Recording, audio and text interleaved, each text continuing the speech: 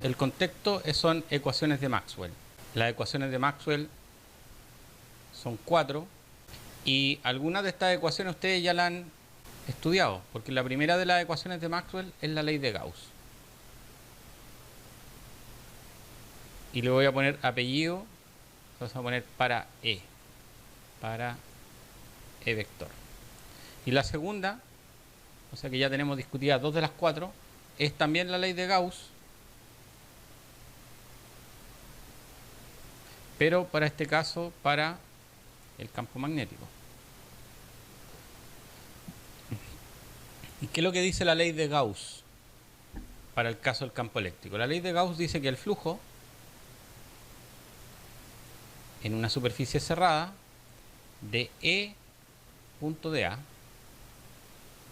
donde E representa el campo, de A representa el vector de área, que es normal a la superficie apuntando hacia afuera de la superficie. Esto de acá es proporcional, donde la constante de proporcionalidad es 1 partido por epsilon 0, que es una constante, multiplicado por la carga neta encerrada en esa superficie. Vamos a poner aquí la palabra completa, encerrada. ¿Listo? Entonces, lo que está diciendo la ley de Gauss, primero, es que nos está asignando, nos está diciendo que las cargas son fuentes. Las cargas son fuentes de E, del campo eléctrico. Esa es la primera cosa que nos dice. Y lo segundo es que la ley de Gauss no relaciona la carga directamente con el campo, sino que lo hace con el flujo. Esto de acá es el flujo. Entonces la carga neta está relacionada con el flujo. Ahora, el flujo sí está relacionado con el campo, pero la relación no es directa entre la carga y el campo. Listo, de acá lo que uno tiene que hacer es de alguna manera arreglársela para que esto quede fuera de la integral, para que esto sea E por A y sea fácil de resolver, porque nuestra incógnita es el campo eléctrico. ¿Qué decía la ley de Gauss para el caso del campo magnético? El flujo neto en una superficie cerrada es 0. Ya, igual 0. El flujo a través de una superficie cerrada del campo magnético, es decir, V punto de A, es igual a 0. Donde ahora está implícito, pero no lo he dicho, que las fuentes, entonces fuente de B son los monopolos. Monopolos. Y entonces si hay un símil entre estas dos ecuaciones, ¿no? Esto es el flujo del campo eléctrico, esto es el flujo del campo magnético. Entonces en este lado de la ecuación debiera ir algo parecido a esto, pero debiera haber un término que involucre la magnitud de estos monopolos, ¿no? Pero dice que es 0. Y dice que es 0, y aquí tenemos que dar una interpretación, ¿no? ¿Cuál es la interpretación que habíamos dado a la ley de Gauss para el campo magnético, que el flujo fuera 0? El flujo que entra es el mismo que el flujo que sale. Ya, eso creo que la clase pasada fui particularmente pesado en decir que el flujo es una cantidad escalar. Vamos a anotarlo por aquí.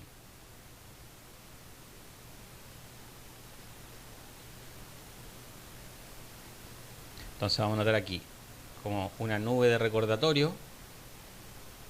Vamos a poner aquí que el flujo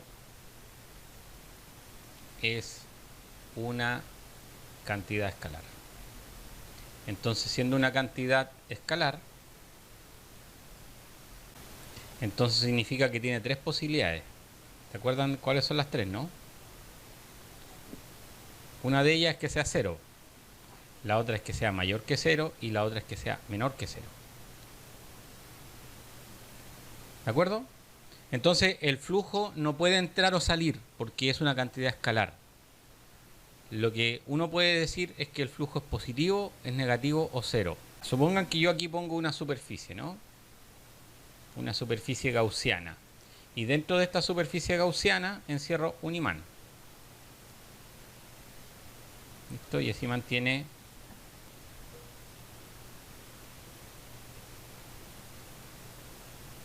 un polo norte y un polo sur. Entonces, eso significa que de alguna manera, si lo vemos desde el punto de vista de las líneas de campo, hay líneas de campo que van a entrar y salir. Eso sí que uno puede hablar de que entra y sale, ¿no? Que son las líneas de campo, porque las líneas de campo tienen dirección. Ah, me reconoció el... Ups.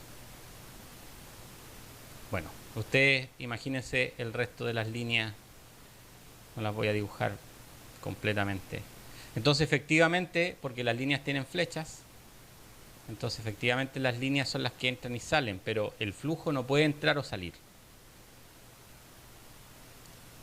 Y espero no haber ofendido a nadie con esto, pero la verdad es que es importante que lo que es escalar lo tratemos como escalar y lo que es vectorial lo tratemos vectorialmente. Entonces las cantidades escalares son positivas, negativas o cero.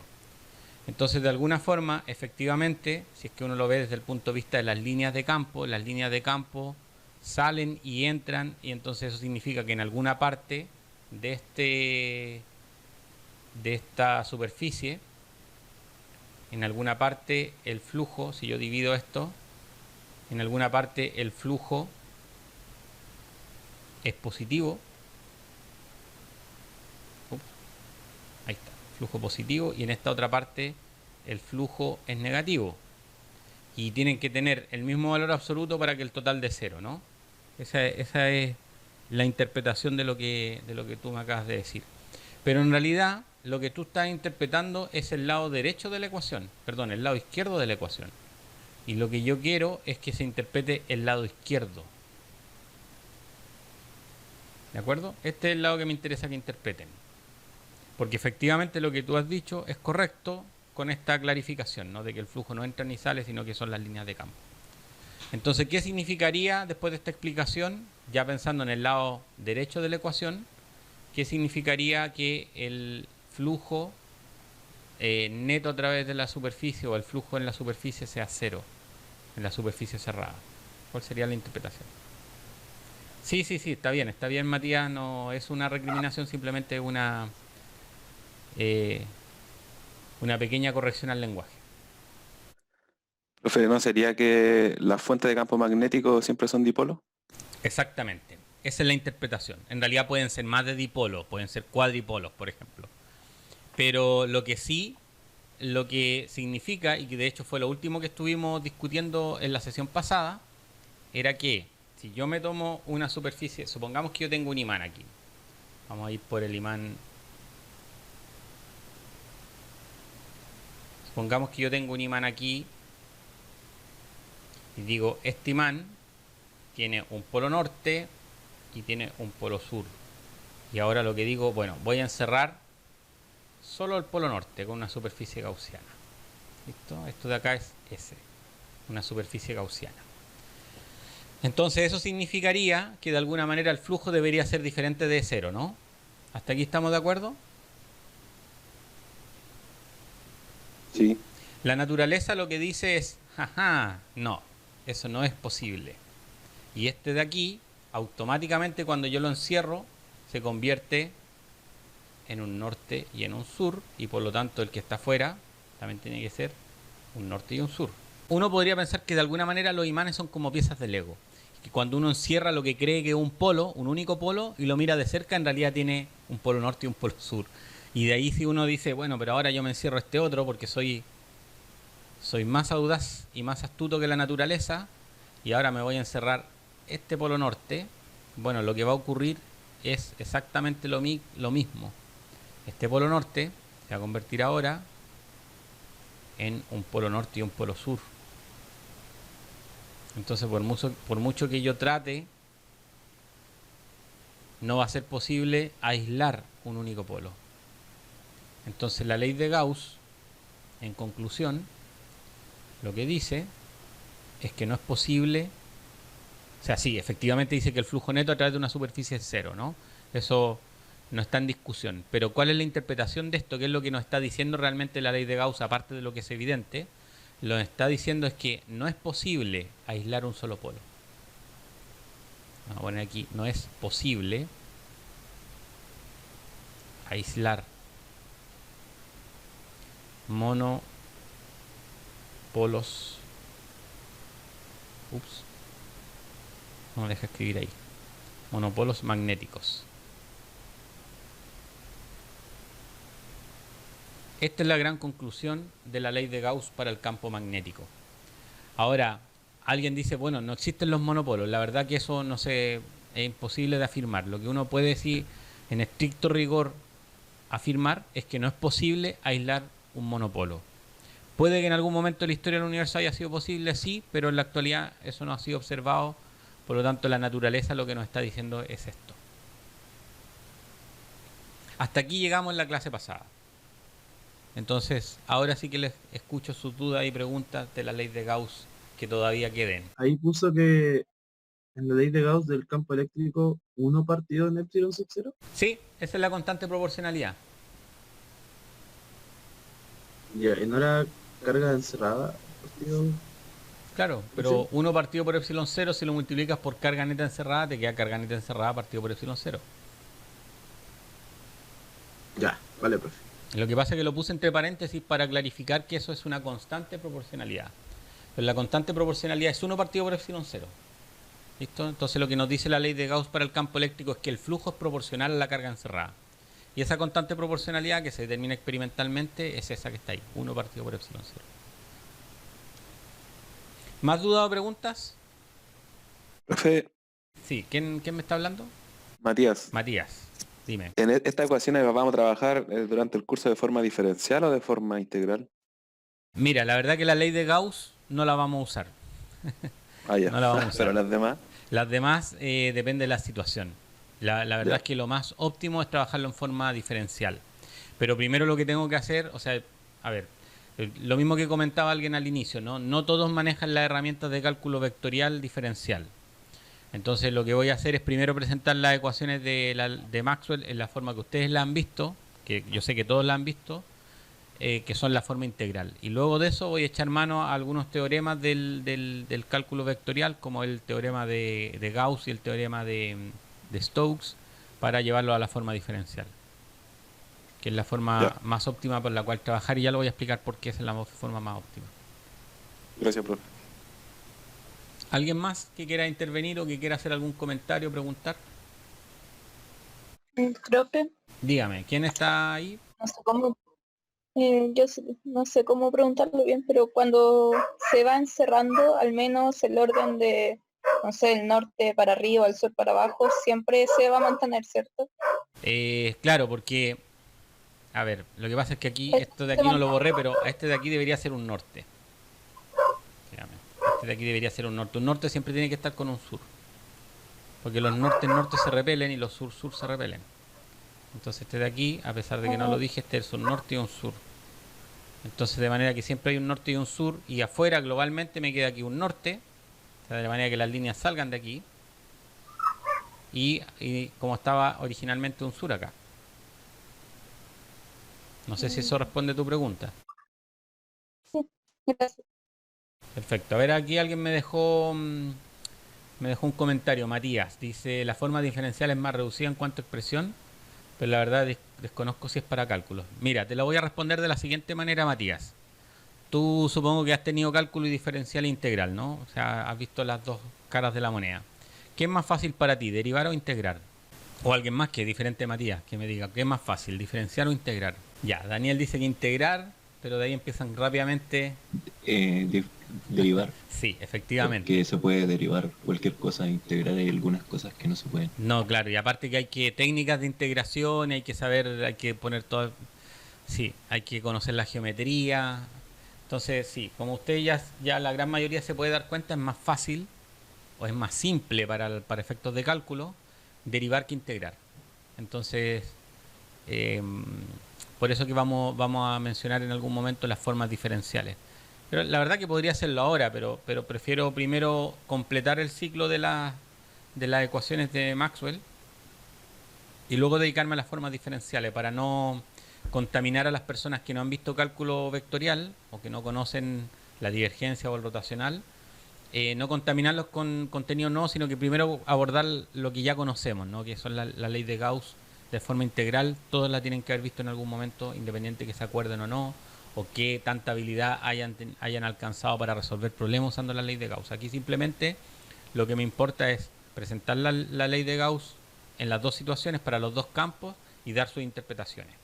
Y luego ahora vamos a pasar a describir las otras ecuaciones. ¿Más preguntas o comentarios? Ya, la tercera ecuación se llama ley de Ampère-Maxwell.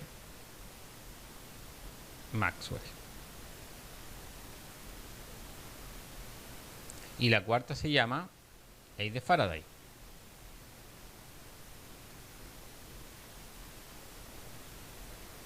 Ahora, en estas dos ecuaciones, las dos ecuaciones de arriba utilizan el concepto de flujo. Si voy a mover esto de nuevo la pizarrita, voy a mover de nuevo la pizarra para que vean que acá arriba las dos ecuaciones tienen el concepto de flujo. En cambio, estas dos ecuaciones, que todavía no las enuncio, pero que les voy a adelantar ahora, tienen otro concepto que se llama la circulación. Circulación de E o B, dependiendo de cuál sea la ley. Entonces lo que voy a hacer ahora va a ser explicar este concepto de la circulación, que ya lo deberían conocer, pero que lo voy a repasar ahora para poder enunciar la ley de Ampère, la ley de Faraday y luego la corrección que hace Maxwell a la ley de Ampère, porque aquí aparecen dos apellidos, ¿no? Ampère-Maxwell. Y probablemente la gran mayoría se acuerde de que existe una ley de Ampère, pero no conozca la modificación que le tuvo que hacer Maxwell. Les decía que vamos a discutir el concepto de circulación de un campo vectorial. Entonces, lo primero que tal vez debiera definir, porque ya un concepto que he usado, es el concepto de campo vectorial. Entonces, un campo vectorial es una función matemática que a cada punto del espacio x, y, z, que son las coordenadas de ese punto del espacio, le asigna un vector. A cada punto del espacio le asigna un vector. Eso es un campo vectorial. Es una función matemática que a cada punto del espacio le asigna un vector. Y ese vector entonces tiene componentes. Tiene una componente en el eje X, tiene una componente en el eje Y y tiene una componente en el eje Z. Ahora, estas componentes de aquí son funciones. En general son funciones que dependen de X, de Y, de Z. Entonces, ese es el concepto de campo vectorial. Existen también lo que se llaman los campos escalares, en los cuales a cada punto del espacio se le asigna un número. Entonces vamos a suponer que en esta región del espacio, que es la que está aquí en esta figura, existe un campo vectorial, que está dibujado por razones técnicas. No se dibujan todos los vectores del espacio, sino que se dibujan unos pocos para tener una idea de cómo es el campo. Entonces en este campo hay una representación de vectores, entonces este es un campo vectorial y se elige entonces dentro de esta región donde hay un campo vectorial una trayectoria que va a ser la trayectoria A, B, C, A. Entonces es una trayectoria cerrada. La trayectoria va a ser entonces A, B, C y nuevamente A. Es una trayectoria cerrada. ¿Listo? Hasta aquí, ¿dudas o comentarios? Entonces, la circulación del campo vectorial se define como la integral de línea. Vamos a anotar por aquí. La integral de línea en la trayectoria cerrada de este campo que aquí se llama f punto dl. Donde dl es un vector tangente a la trayectoria y que es tangencial, es tangente a la trayectoria y apunta en la dirección en la cual estoy recorriendo esa curva. En este caso son trazos rectos, ¿no? Pero podría ser una curva cualquiera. Ya, la integral se llama circulación, sí. La pregunta era, esta integral se llama circulación. Vean que es exactamente lo que acabo de poner ahí. Es la integral de línea a lo largo de la trayectoria cerrada. Y entonces la trayectoria cerrada se representa con este círculo en la integral.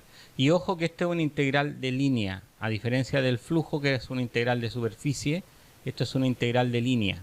Esto sería algo así como lo que ustedes han visto cuando han calculado trabajo.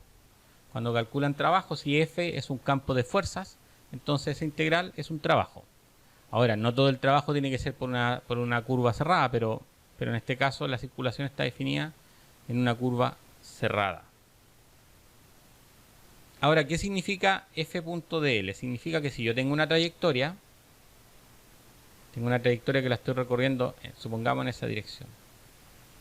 Entonces voy a considerar uno de estos puntos de la trayectoria. Entonces voy a tomar el punto, este punto, y le voy a llamar el punto P. ¿Listo? Entonces el punto P está ahí. Ahora, en el punto P voy a trazar un vector. Esto no es la pizarra que la puedo agrandar, ¿no? Voy a trazar un vector que va a ser dl. dl es un vector que es tangente. Este sería mi vector dl. Es un vector que tiene unidades de longitud y que es tangente a la curva en ese punto. Y además voy a dibujar el vector campo. Aquí nuestro vector campo es el vector F, ¿no? Entonces en ese punto voy a dibujar el vector campo. Supongamos que el vector campo en ese punto es este de acá.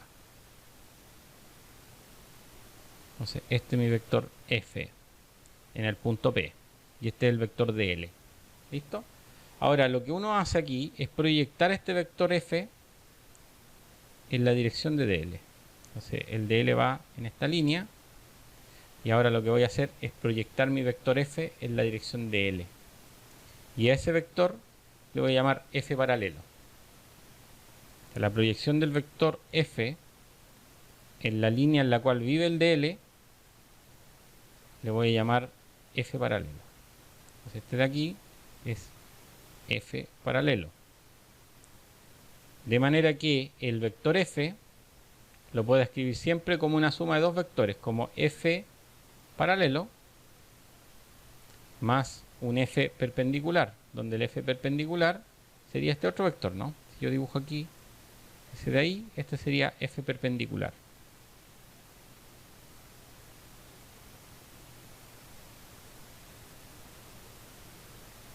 Entonces, ¿qué significa F.dl? Hacia allá voy, ¿no? Quiero interpretar esto que está dentro del símbolo de la integral. F.dl significa descomponer el vector F en la dirección paralela del DL y multiplicarla por DL. Y esto de acá es un escalar. Que en este caso, si yo tuviera que decir qué signo tiene este F.dl para esta situación. Ya, Fernando dice negativo. Alguien que habló por ahí, que no me enteré quién fue, también dijo negativo. ¿Qué dicen los demás? Negativo. Sí, negativo. Si alguien tiene dudas por qué es negativo, lo va a preguntar, ¿no? Tiene que ver con el ángulo entre estos dos vectores. Creo que también lo mencioné en la sesión pasada, ¿no? Que si yo...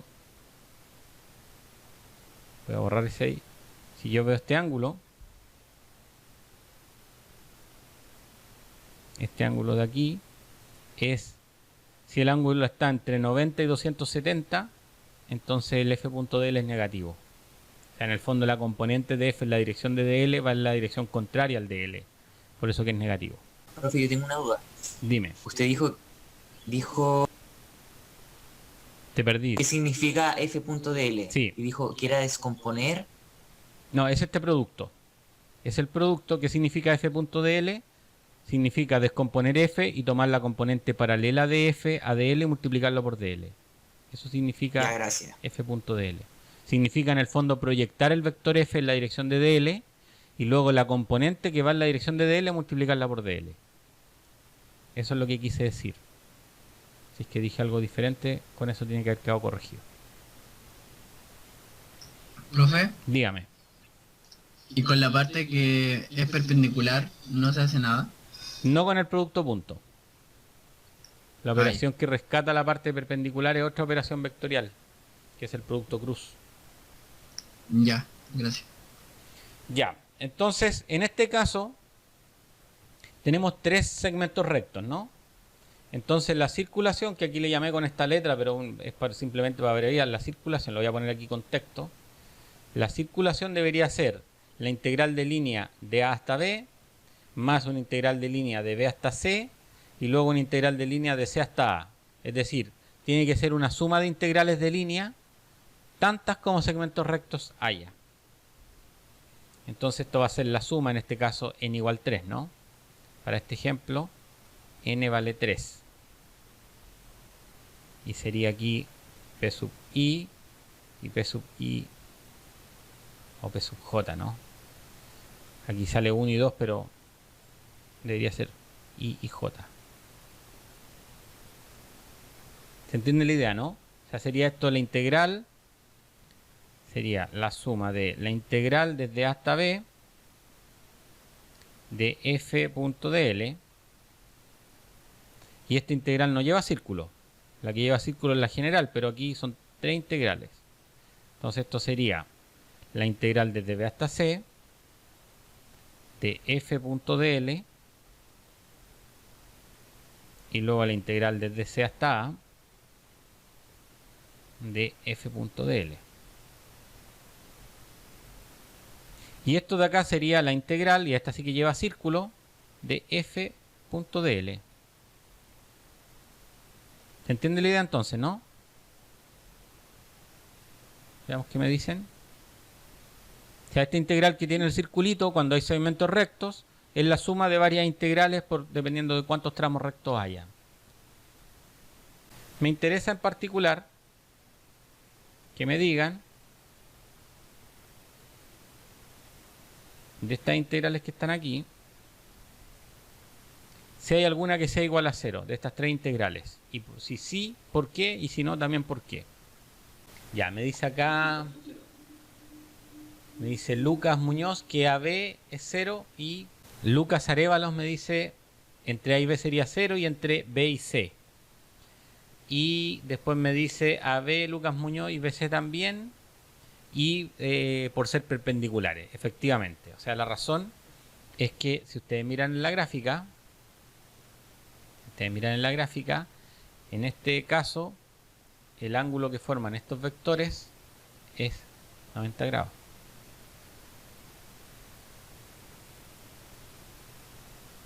Y aquí, el 90, el 90 y el 90. Entonces, el producto punto de dos vectores perpendiculares es siempre 0. U otra forma de verlo es que f paralelo en estos vectores es 0. O sea, la componente de estos vectores que van en la dirección del dl es 0, no hay, porque son perpendiculares, ¿no? Entonces, la integral desde A hasta B sería 0.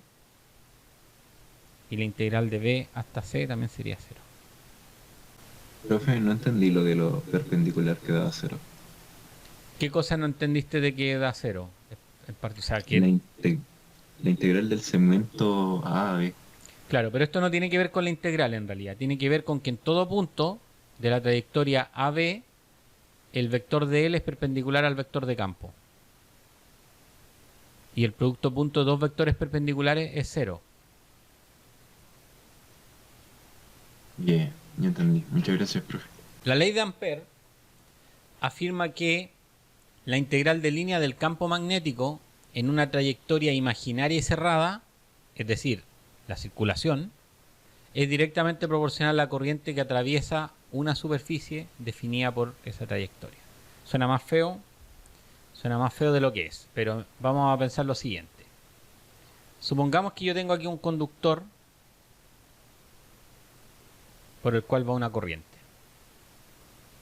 Este conductor va una corriente y el efecto Oster, ¿se acuerdan del efecto Oster? No. ¿Alguien se acuerda del efecto Oster?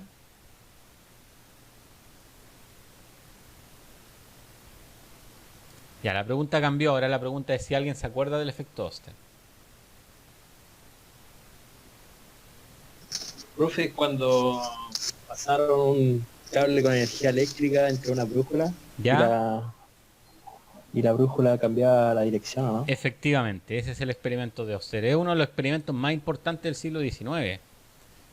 Es un experimento maravilloso que lo que dice es que las corrientes se vuelven fuentes de campo magnético. Entonces aparecen líneas, vamos a tratar de representarlas aquí.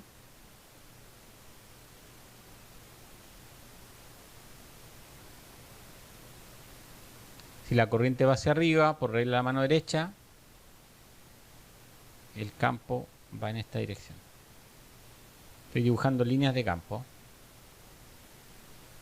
no vectores de campo. Estas son líneas de campo. Y este campo es un campo magnético.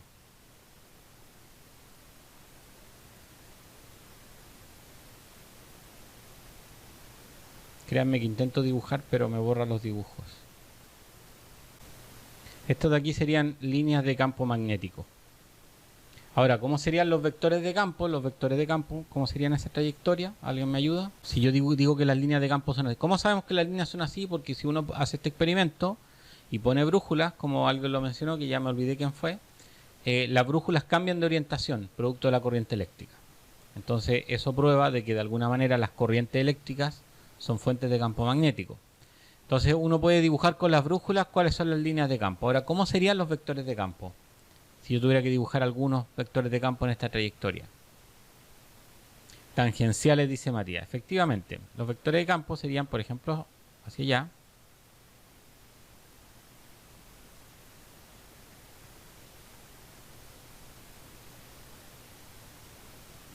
Están en el mismo plano. Puede que no lo parezca, pero están en el mismo plano. Sería así, sería así, y sería así, ¿no? Entonces esto sería B en ese punto, sería B en ese punto, con flecha así para recordar que son vectores, B en este punto y lo mismo B en ese punto. Los vectores son tangentes a las líneas de campo. Entonces lo que dice la ley de Ampère es, si yo tomo una trayectoria de integración, aquí que la voy a marcar en negro, supongamos que este círculo de más afuera es mi trayectoria de integración. La ley de Ampère dice que la circulación de B.dl en esa trayectoria cerrada, por eso que la circulación es siempre una trayectoria cerrada, por eso lleva ese círculo, eso es proporcional a una corriente que atraviesa ahora la siguiente superficie. Voy a definir una superficie que la trayectoria de integración me define su contorno.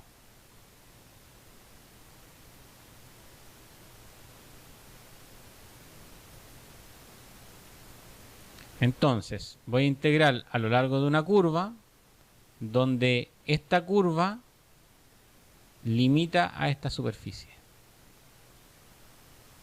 La circulación del campo magnético en esta trayectoria cerrada es proporcional a la corriente que está atravesando esta superficie que está definida por ese contorno de integración. ¿El DL qué sería?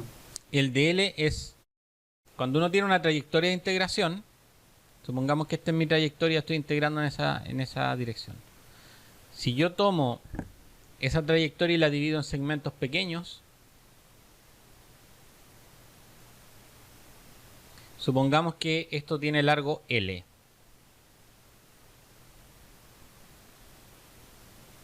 Esta trayectoria tiene largo L. Entonces, si yo la divido en segmentos pequeños, cada uno de ellos tiene un largo delta L. Y si aplico el límite, esos delta L se transforman en DL. O sea, son un trozo de trayectoria. Un segmento de esa trayectoria. ¿Y en el dibujo? En el dibujo mi contorno de integración es el borde de la curva de afuera. La voy a escribir con otro color. Mi contorno de integración es este. Uno por razones de cálculo lo elige siempre a lo largo de las líneas de campo. Entonces, mi contorno de integración sería este de acá. Y el DL es también tangente a la curva. Entonces, si yo recorro la curva en esa dirección, el DL es así.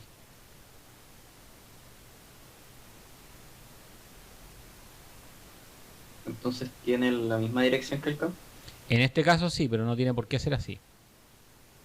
Porque yo elegí Ya. una... O sea, lo que pasa es que típicamente aquí el campo magnético es una incógnita. Uno puede medir la corriente, es algo relativamente simple medir una corriente, pero el campo es el desconocido.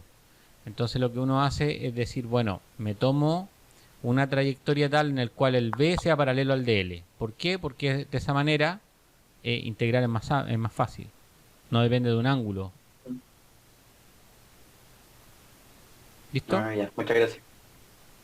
Igual como cuando uno en la ley de Gauss elige la superficie gaussiana, de forma que el campo sea perpendicular a la superficie y ojalá constante a través de la superficie. O sea, por lo menos en esa superficie que se está considerando. Profe, al circular la corriente se genera una línea de campo. Sí, las corrientes, el efecto Oster lo que prueba es que las corrientes eléctricas son fuentes de campo magnético. Ahora, Ya, yo evitaría en este contexto llamarle circulación de corriente a la corriente, porque estamos usando la palabra circulación para el campo. Entonces hablaría simplemente de corriente. La corriente va por un conductor y entonces esa corriente que va por un conductor genera un campo magnético. ¿Cómo lo podemos verificar? Con unas brújulas, efecto Oster. Y la ley de Ampère lo que va a hacer es relacionar el campo magnético, en realidad la circulación del campo, pero a través de la circulación del campo magnético con las corrientes eléctricas. Entonces la ley de Gauss para lo que dice es que los campos tienen fuentes. En el caso de la carga, o sea, del campo eléctrico, la carga es fuente del campo eléctrico y para el campo magnético los polos son fuentes de campo magnético. La ley de Ampère lo que está diciendo es que hay otra fuente de campo. Y esa fuente de campo son cargas en movimiento, porque la corriente y sub S es de Q a dt. O sea que dentro de ese conductor lo que está ocurriendo es que la carga se está moviendo. Entonces la ley de Ampère lo que está haciendo es decir, ojo, que aparte de los monopolos hay otra fuente de campo magnético. Y esta fuente de campo magnético son las cargas eléctricas en movimiento. Y resulta que las cargas eléctricas eran fuentes de campo eléctrico. Y ahora cuando se mueven además se convierten en fuentes de campo magnético. Entonces la ley de Ampère está entonces proveyéndonos de una nueva fuente de magnetismo o de campo magnético, que en este caso serían las cargas en movimiento. Es una cosa muy, muy extraña la verdad, porque uno decía, bueno, si las cargas son fuentes de campo eléctrico, ¿qué tienen que ver con el campo magnético? Y la ley de Ampère nos dice, ojo, que cuando las cargas se mueven, ahora pasan a ser fuentes además de campo magnético. Ya, ¿y lo que aparece tangencialmente qué es entonces? El dl es tangente a la curva, el vector No, dl. pero lo tangencialmente lo negro, igual es campo. Claro, porque aquí lo que pasa es que elegí el contorno de integración igual a una línea de campo. Entonces por eso que el campo es tangente a esa curva y el dl también es tangente a la curva, porque el dl es siempre tangente a la trayectoria de integración y el campo es siempre tangente a la línea de campo. Como elegí como contorno de integración la línea de campo, parece que fueran la misma cosa. Normalmente la corriente es conocida y lo que uno quiere determinar es el campo magnético. Entonces como el campo magnético está dentro del símbolo al integral, no es llegar a resolver ese problema, porque esta es una ecuación que se llaman ecuaciones de tipo integral. Así como existen las ecuaciones diferenciales, cuando la incógnita está dentro del símbolo de la derivada, aquí la incógnita está dentro del símbolo de la integral. Y eso es difícil de resolver, excepto que uno elija la trayectoria de integración sea igual a las líneas de campo. En ese caso esa integral se vuelve fácil de resolver. Y es el caso que normalmente uno usa. Es más por simplicidad, entonces. Claro, es un problema nuestro, no un problema de la naturaleza. Es un problema de nuestro que para nosotros es más fácil hacer eso que lo otro. Uno puede elegir cualquier trayectoria. Lo que pasa es que si uno quiere por sanidad mental resolver ese problema, tiene que elegir el camino de integración a una línea de campo. Y eso significa de alguna manera que para resolver problemas usando la ley de Ampère uno tiene que previamente tener una idea de cómo es el campo. Pero ojo que eso también pasaba en la ley de Gauss. Para elegir la superficie gaussiana uno debía conocer más o menos el campo. Tal vez no exactamente, pero sí conocerlo con una cierta... por lo menos cómo es ese campo, en qué orientación está, en qué dirección apunta y cómo son las magnitudes en esa superficie, si cambia o no cambia.